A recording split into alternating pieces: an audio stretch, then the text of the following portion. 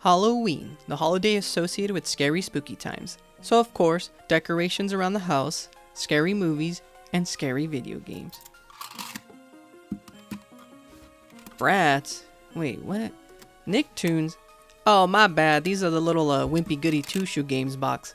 I gotta get my Halloween scary box. Wait, what? Whatever, let's just get right into it. The first game, Van Helsing on the GBA. Van Helsing is a beat 'em up game on the Advance. You get a gun with basically unlimited ammo and knives to attack. You can also use a grappling hook to reach high areas and collect items. I haven't really seen the movie or whatnot, I just know it's a band. Wait, no, that's something else. Anyways, the game is a bit difficult. The hit detection is a bit clunky, and my bullets only do 1 damage, while the enemies do huge damage to me. Now of course you can unlock more weapons and increase your health meter. The game follows the movies and has pictures from the movie as a character dialogue. Unfortunately, the game is a password game, but that means you can skip ahead too. The game has 5 levels, and as I've seen from playing it, the reception of the game was poor.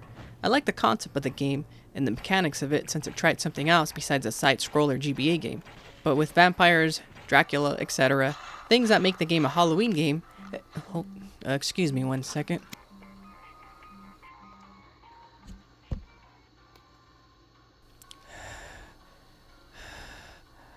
Hello? Okay, that was weird. Well, let's just go on to the second game, huh? Castlevania, Aria of Sorrow for the GBA.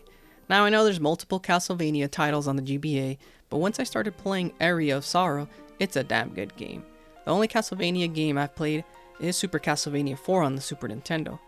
On the Wii U. Come on, you thought I was that old to play it originally on the Super Nintendo?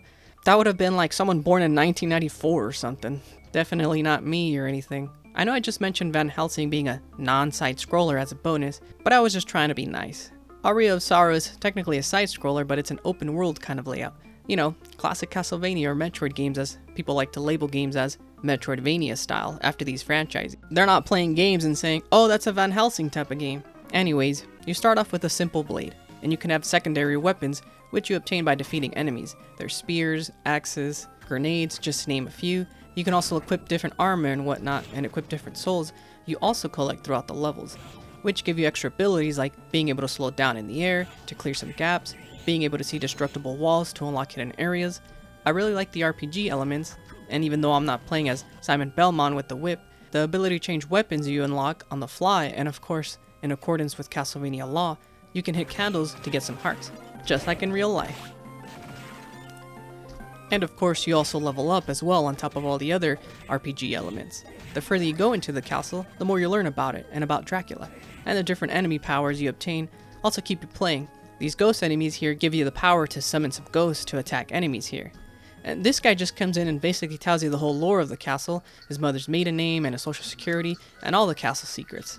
This game is really top tier. Matter of fact, let me just change the name of the video. There we go. Oh, excuse me 1 sec, my phone's ringing again.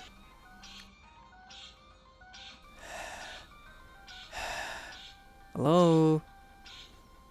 That's weird. Who keeps calling me? Well, on to the next game. Tiny Toons Adventures Buster's Bad Dream, also known as Scary Dreams in North America. It's a Tiny Toon game that's a beat 'em up game, and you can choose a character to help you out in the levels as you play as Buster, and they all have different abilities. Babs hits enemies with a tennis ball, Hamilton heals you, Plucky drops an anvil and whatnot. The game is another password game, but here it's only 3 characters, so it's easy to remember, I guess. Now the game does have a Halloween feel to it because in level 2 it's a scary theme, you know, bats and whatnot. The game isn't all too bad mechanic-wise, and you do have only 1 life, but you can continue as many times as you want. But the most interesting thing about the game is, while the European version averages around $60 online, and the North American version is expensive, upwards of $400. Yep, $400. Apparently there wasn't that many copies of the game and stuff when it released in 2002 in North America.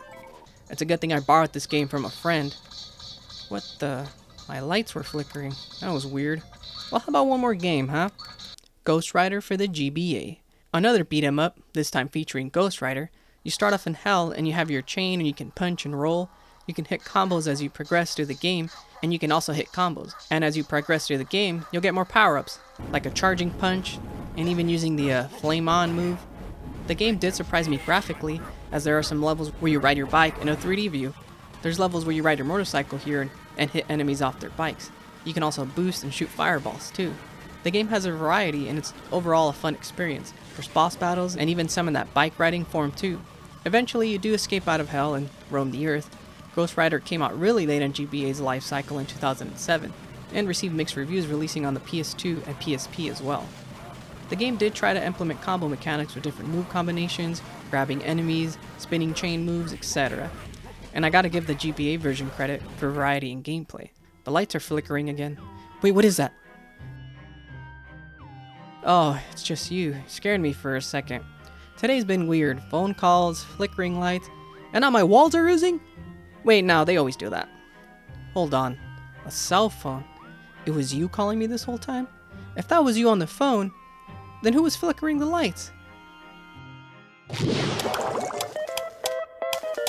Nosferatu!